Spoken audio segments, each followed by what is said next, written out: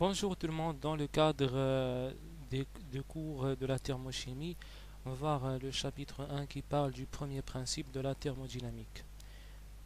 Donc, introduction, objet de la thermodynamique chimique. Donc, on va voir ce que c'est l'objet de la thermodynamique chimique exactement. Donc, la thermodynamique, c'est quoi d'abord la thermodynamique? La thermodynamique est l'étude des phénomènes qui se produisent à l'intérieur d'un système et qui sont accompagnés d'échanges d'énergie ou de matière entre le système et le milieu extérieur. Donc, par exemple, je veux étudier un certain système. Un système, par exemple, un verre de thé. Parce que tout le monde connaît par exemple le thé. Donc, j'ai un certain verre de thé. Imaginez que ce verre de thé est à température, par exemple, 80, pardon, 80 degrés Celsius. Imaginez cela. Bon, j'aimerais bien étudier ce système. Normalement, je peux délimiter ce système d'une façon, je peux délimiter ce système de différentes façons. Soit je peux le mettre à l'intérieur de quelque chose, et je peux considérer ça c'est mon système. Soit pas la peine de faire ça, je peux le délimiter en utilisant juste quoi? Juste mon imagination, c'est-à-dire je le délimite par la pensée. Donc ce qui est extérieur, c'est le milieu extérieur, c'est-à-dire que ce qui est là. Moi-même, observateur qui observe ce verre de thé, je fais partie du milieu extérieur. La thermodynamique chimique est l'application des principes de la thermodynamique. Donc, on applique les principes de la thermodynamique. Donc la thermodynamique, en effet, c'est de la physique. Donc on applique la physique, donc une partie de la physique qui est la thermodynamique classique aux réactions chimiques. Donc ça c'est ce qu'on appelle la chimie physique. La thermochimie, ça fait partie de la chimie physique. Elle s'occupe de l'étude des échanges énergétiques ou de matière, accompagnant les transformations qui ont lieu au cours des réactions chimiques. Donc c'est l'étude des échanges énergétiques. Donc la thermo, c'est tout ce qui a un rapport avec la chaleur. La dynamique, la chaleur, la température et tout ça. La dynamique, c'est les mouvements, etc. Donc, elle s'occupe de l'étude des échanges énergétiques ou de matière accompagnant les transformations qui ont lieu au cours des réactions chimiques. Donc en fait la thermodynamique c'est la relation entre les phénomènes thermiques et les phénomènes dynamiques. Donc thermo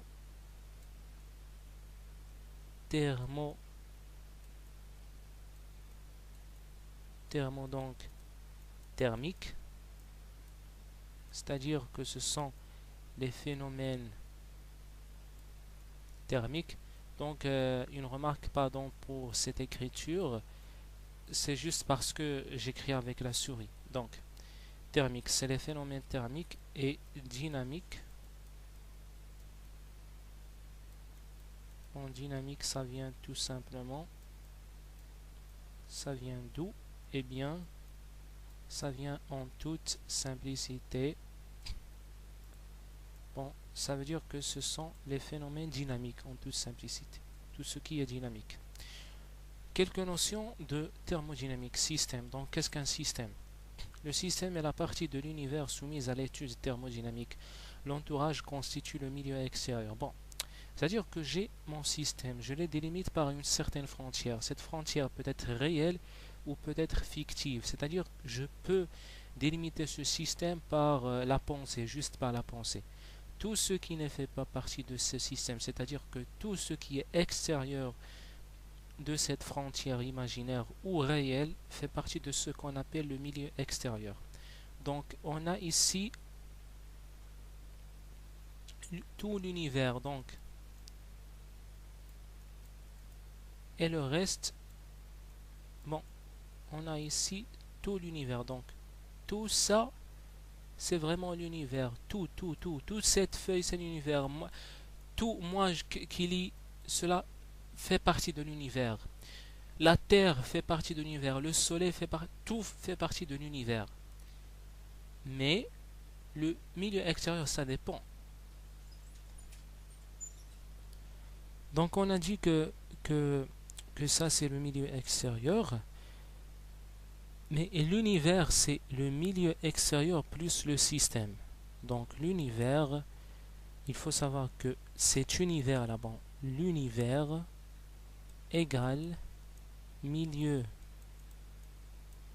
extérieur plus le système.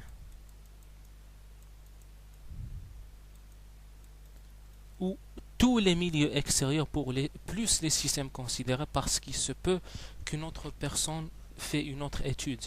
Donc c'est tous les systèmes plus tous les milieux extérieurs. Bon, tout ce qui constitue, tout ce qu'il y a, c'est l'univers. Voilà. Donc les frontières peuvent être matérielles, voilà, il est écrit, ou fictives. Bon, l'univers est l'union du système avec son milieu extérieur. Bon, voilà, c'est déjà écrit ici. Bon, ce que je viens d'expliquer là, c'est bien. Bon, voilà, bon, ça c'est une flamme. C'est une réaction entre le gaz, le butane et l'oxygène. Et l'O2, oui, l'oxygène O2. Bon, comment en effet cela ça se fait qu'il y ait des flammes? Eh bien parce que tout simplement les liaisons du gaz butane par exemple contiennent en effet une certaine énergie. Donc si par exemple je prends un briquet ou quelque chose, le briquet en effet, il y a cette petite étincelle du briquet qui est comme ça, elle fait casser un petit peu cette liaison. Cette liaison contient en effet l'énergie, et là bien sûr ça s'applique à tous les autres à tous les moles du gaz de butane que j'ai, donc c'est à dire que ça va donner cette flamme. Donc c'est l'énergie, parce que j'ai beaucoup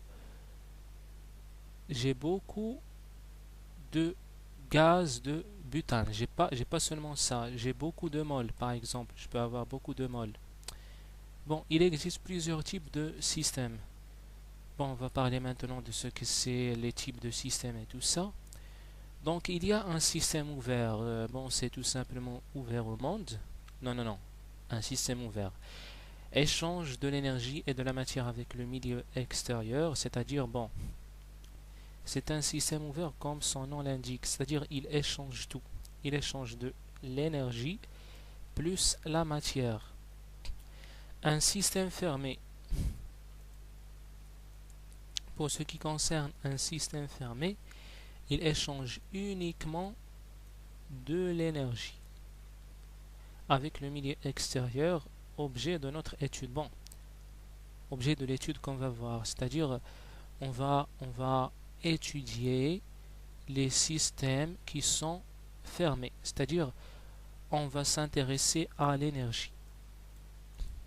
C'est-à-dire la seule chose peut-être dans ce cours qui va nous intéresser pour l'instant, c'est l'échange de l'énergie. Et on a ce qu'on appelle un système isolé. Un système isolé, il est isolé du monde. Il n'échange ni énergie, non. Il n'échange ni l'énergie, non. Il n'échange ni matière avec le milieu extérieur. Bon, par exemple, bon, comme un système ouvert, on peut par exemple parler de nous, de l'être humain. L'être humain, par exemple, c'est un système ouvert. En effet, il échange de l'énergie avec le milieu extérieur. Il peut prendre de l'énergie du milieu extérieur, il peut aussi donner cette énergie au milieu extérieur. Ben oui, il peut aussi donner ça. Et il échange aussi de la matière, c'est-à-dire il mange par exemple, il mange, il mange, voilà. Donc c'est-à-dire il échange aussi de la matière avec le milieu extérieur. Donc on va parler maintenant des conventions de signes.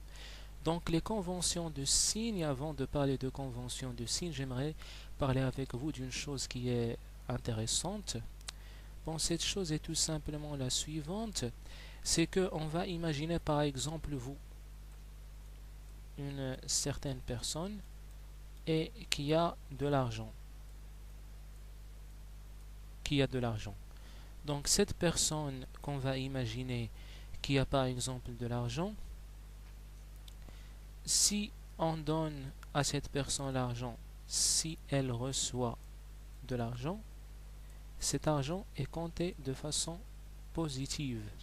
Par contre, si cette personne donne l'argent, bien sûr, il est compté de façon négative parce qu'elle donne l'argent. Elle donne l'argent. Donc, pour ce qui concerne notre système, bon, la devise utilisée, on peut dire, c'est l'énergie. C'est l'énergie.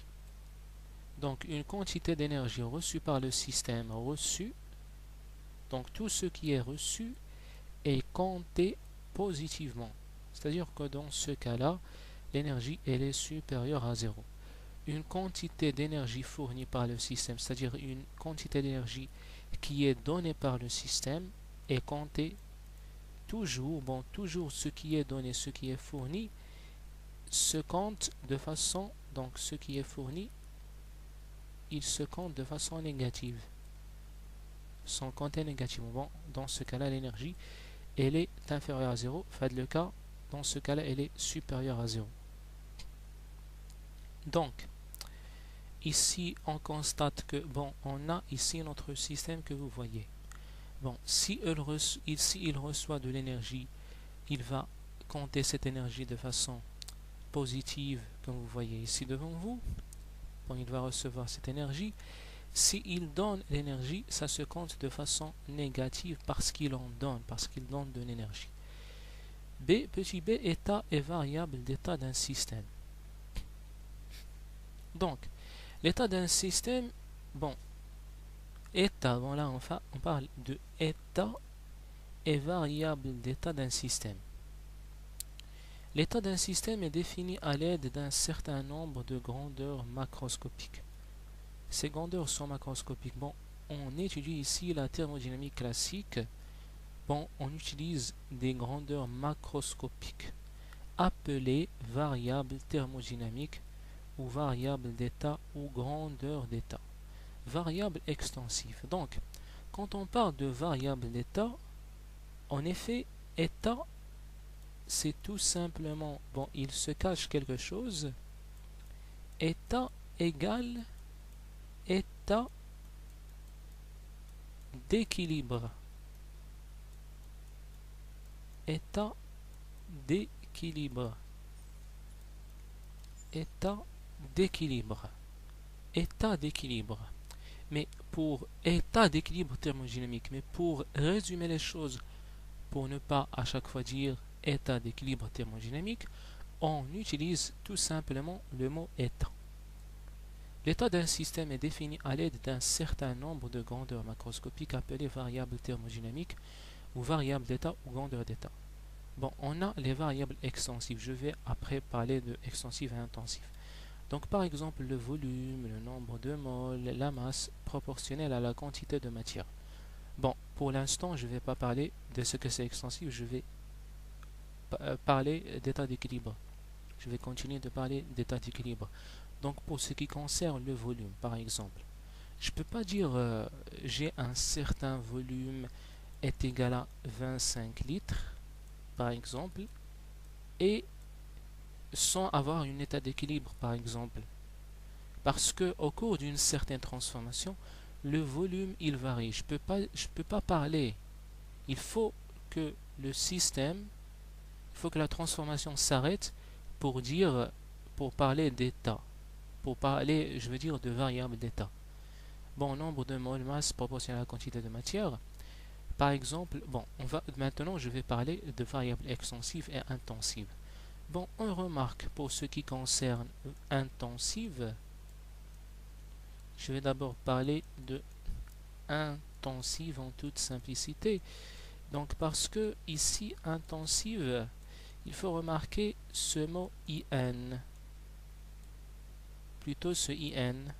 Bon, ce IN, je vais tout simplement ici, voilà, vous écrire ici indépendant. C'est pour en effet différencier entre les deux choses. Bon, le IN c'est indépendant, voilà. Indépendant, intensive indépendant. Indépendant. Bon. En effet, pour faire vite, pour bien comprendre les choses, on peut dire que intensive, puisque indépendant, donc c'est-à-dire que c'est non additive. Je vais vous expliquer ce que ça veut dire non additive. C'est-à-dire que il ne s'ajoute pas. C'est-à-dire que je vais prendre par exemple la température. Si je prends la température T1 qui est égale à 25 degrés, T2 est égal à 25 degrés Celsius. Dans ce cas-là, bon, il faut imaginer par exemple un verre de thé, toujours, et un verre de thé de 25 degrés. On va en effet penser à cette chose intéressante. On va penser à cela et on va vous dire la chose suivante. Si vous prenez par exemple ce verre et vous l'ajoutez ici, c'est-à-dire que vous faites T1 plus T2 concernant si on parle de la température, c'est-à-dire que vous allez faire T1 plus T2. Est-ce que T1 plus T2 ça va donner 50? Non, figurez-vous que ça va donner 25 degrés. Ça va donner exactement 25 degrés.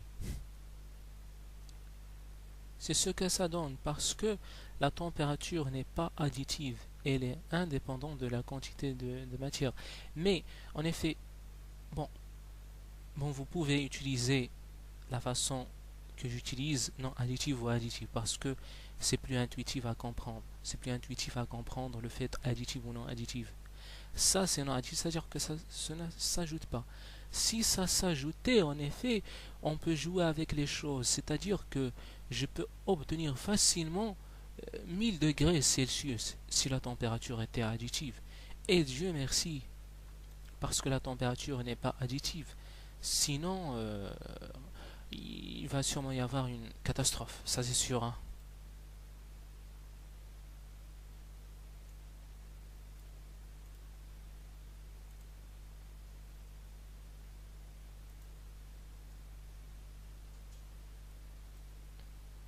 Donc, on a parlé un petit peu de ça. Bon, pour ce qui concerne, pour ce qui concerne additive, c'est-à-dire qui est intensive, indépendant, T, la pression, ce M, je sais pas qu'est-ce qu'il veut dire par ce M. Bon, je me tais, indépendant de la quantité de matière. Donc, pour ce qui concerne la quantité de matière, la masse, ça c'est proportionnel à la quantité de matière. Pour ce qui concerne extensive, c'est-à-dire additive. Je vais vous donner un exemple. Donc extensive, c'est tout simplement additive, hein.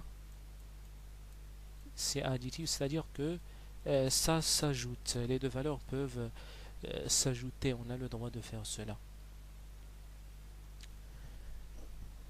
Donc, chose faite,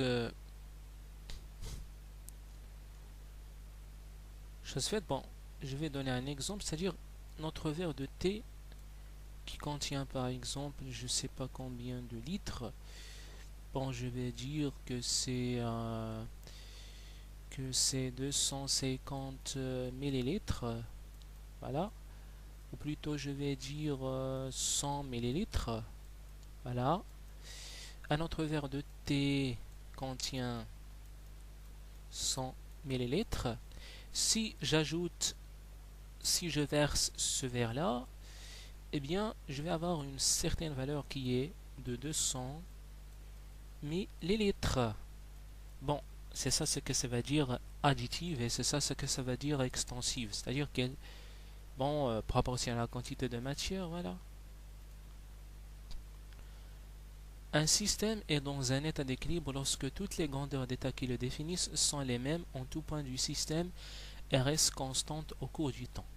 Voilà, donc si j'ai ça, c'est que il faut savoir que mon système est en équilibre thermodynamique. Maintenant, c'est équation d'état. Une équation d'état est une relation. Bon, est une relation. Il faut savoir que c'est une relation. Une relation de quoi? Une relation qui relie les différentes variables d'état. Donc, c'est une liaison entre les variables d'état. C'est une relation qui relie les différentes variables d'état d'un système. Et notez ça, c'est important, à l'équilibre thermodynamique. C'est-à-dire que je ne peux pas parler d'une équation d'état sans présence. Je ne peux pas parler d'une équation d'état sans présence d'équilibre thermodynamique. Je ne peux pas en effet faire ça. Non. Je ne peux pas parler de cela.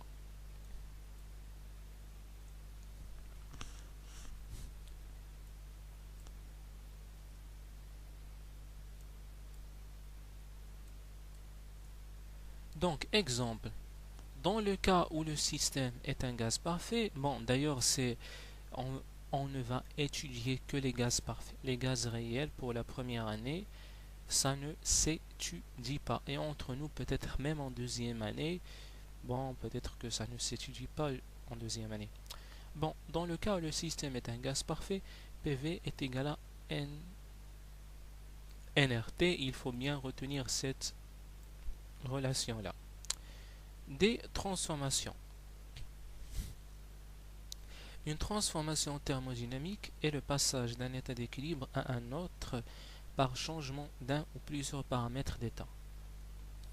Donc parler de transformation thermodynamique, c'est parler d'un changement d'un, au moins un ou plusieurs paramètres d'état. Si on n'avait pas un changement d'un ou plusieurs paramètres d'état, ce n'est même pas une transformation thermodynamique.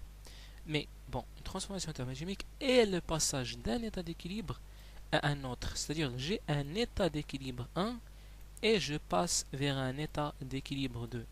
Si je passe par exemple à un état chaotique, un état non d'équilibre, bon, c'est pas une transformation. Il faut que je passe à un autre état d'équilibre tout en changeant un ou plusieurs paramètres d'état. Au cours d'une transformation, la variation d'une grandeur d'état entre l'état initial et l'état final est indépendante du chemin suivi.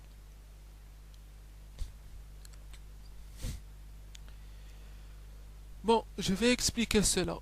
C'est-à-dire que, imaginez, bon, j'ai ici l'état initial et ici quelque part j'ai l'état final. Imaginez que je vais suivre par exemple ce chemin-là et imaginez que je vais prendre ce chemin-là.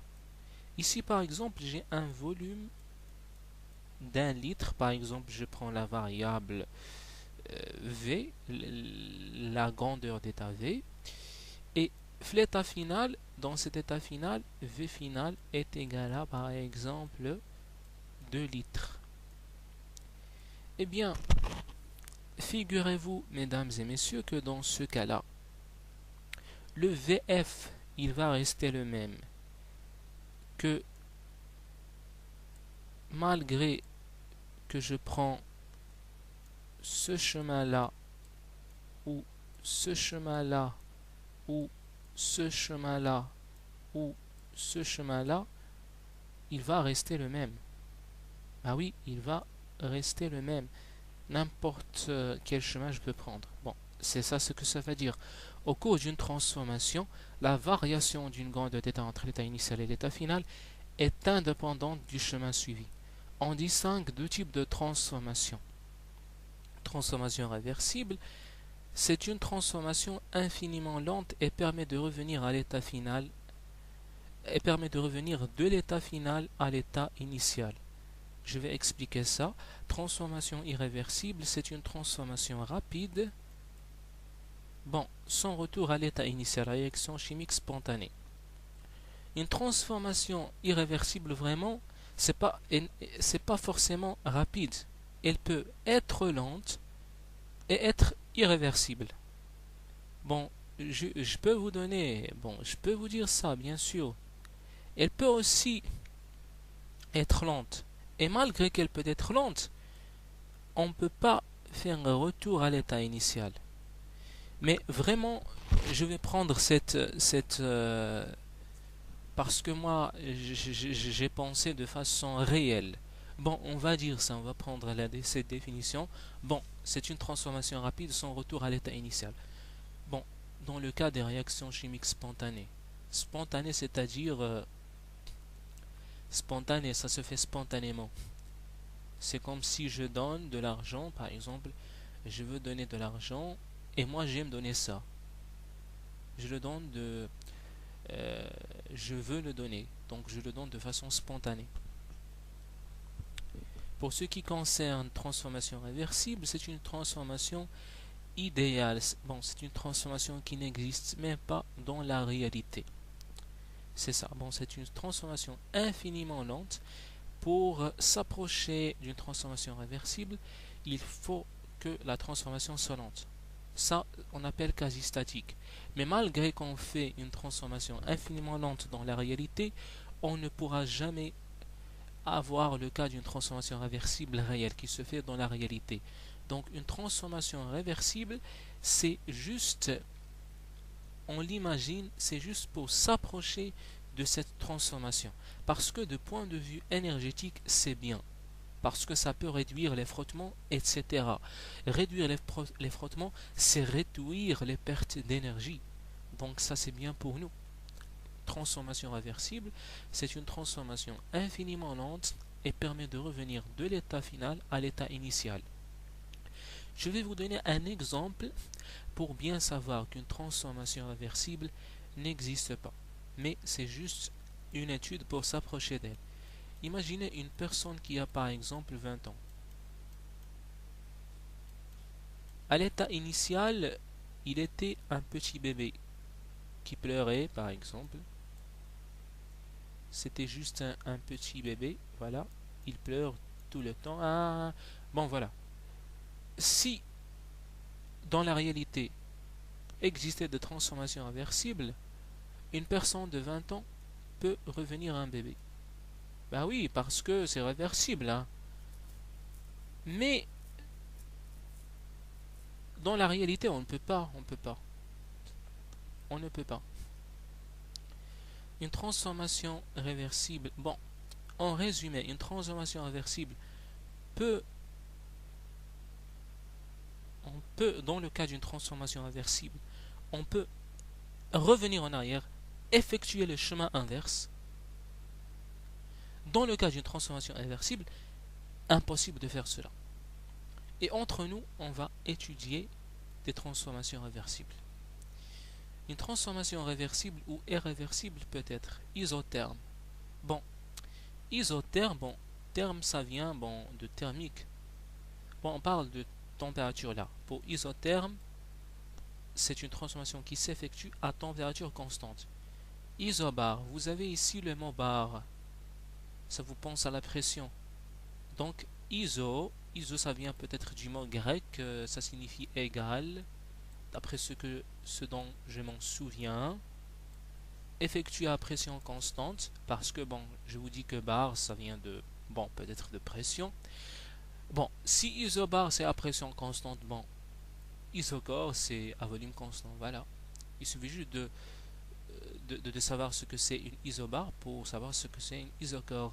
Pour ce qui concerne une adiabatique, il reste la chaleur. Bon, c'est une transformation qui s'effectue sans échange de chaleur avec le milieu extérieur, c'est-à-dire qu'elle se fait à chaleur constante, puisqu'on ne peut pas échanger, qui se fait à chaleur constante. Donc c'est une adiabatique. Q est égal à constante.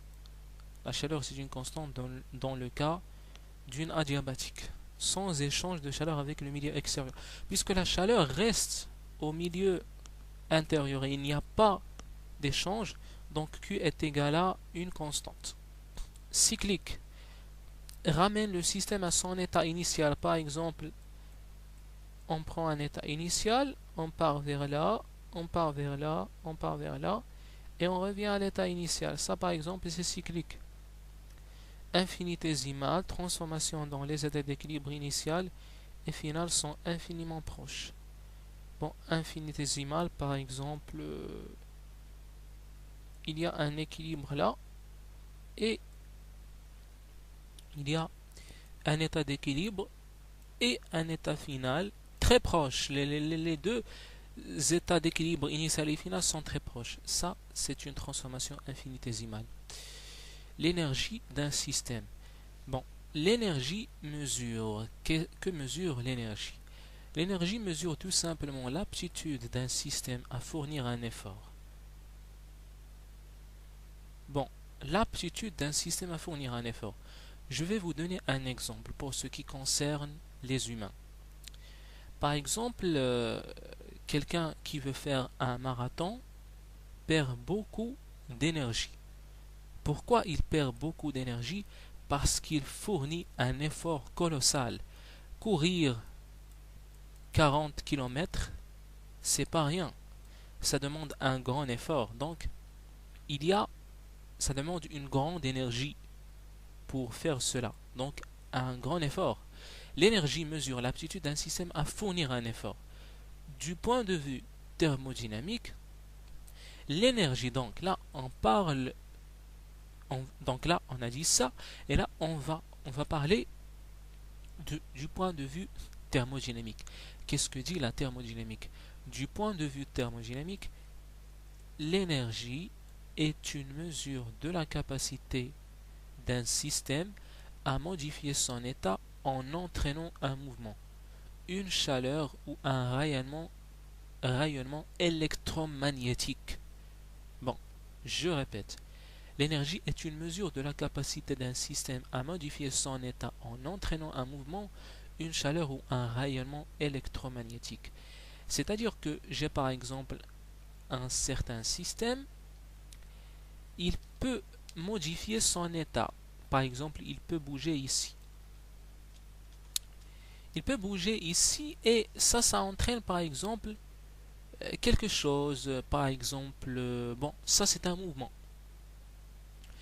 Il y a un autre corps, par exemple un certain système qui va faire un mouvement et qui va venir ici. Donc de point de vue énergie, ça peut-être c'est plus grand que ça.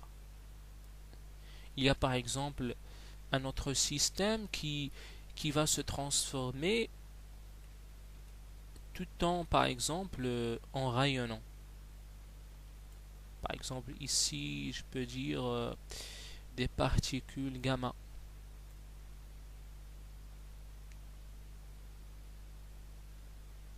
Il y a un autre qui va faire bon, qui va modifier son état tout en par exemple à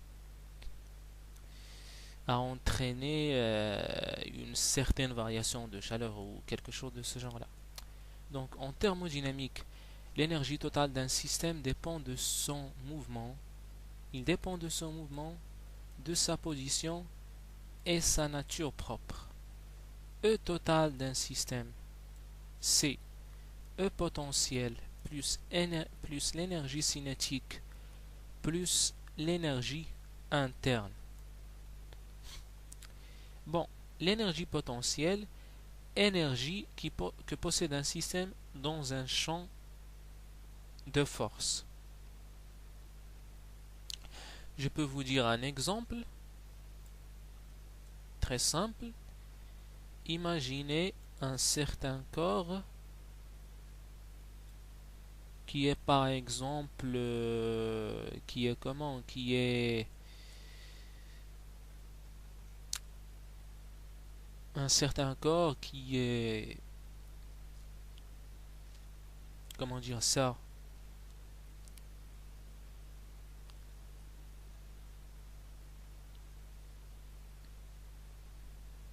un certain corps qui est attaché à une certaine corde comme ça, et ça c'est tout simplement le sol.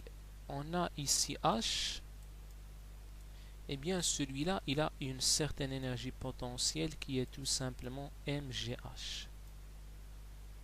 C'est une énergie potentielle en effet, parce que si on fait, on augmente, en augmentant la hauteur, qu'est-ce qu'il va se produire si on augmente un petit peu la hauteur? Eh bien, notre H va augmenter, donc l'énergie potentielle va augmenter. En toute simplicité, hein, toute simplicité. Pour ce qui concerne l'énergie cinétique, c'est une énergie associée au mouvement du système. Bon, vous connaissez que par exemple que c'est 1 demi mv carré. Bon, c'est associé au mouvement. L'énergie interne du système, terme qui tient compte des agitations des molécules et des énergies de cohésion entre elles. C'est-à-dire que on a par exemple parlons des atomes. En fait, entre les atomes, il y a une certaine agitation entre eux. Il y a une vibration. Bon, ça se fait. Bon, ça bouge en effet, ça bouge, ça fait. Chaque atome fait comme ça. Donc chaque molécule, elle vibre, elle fait. Bon, c'est une agitation. Bon, il y a une certaine énergie. Cette sorte d'énergie interne, ça fait. J'espère que vous comprenez ça. Bon, grand 3, énergie échangée. Les énergies mises en jeu lors de l'évolution d'un système sont de deux formes. Bon, là, on va dire les deux formes d'énergie qu'on va étudier sont tout simplement la chaleur Q et le travail. C'est tout justement les deux formes d'énergie qu'on va étudier. Et j'espère que vous saisissez tout cela. Ce sont les deux formes d'énergie qu'on va étudier. Donc, là, on va parler d'une chose vraiment très très intéressante et très intéressante à comprendre, à savoir la chaleur et la température.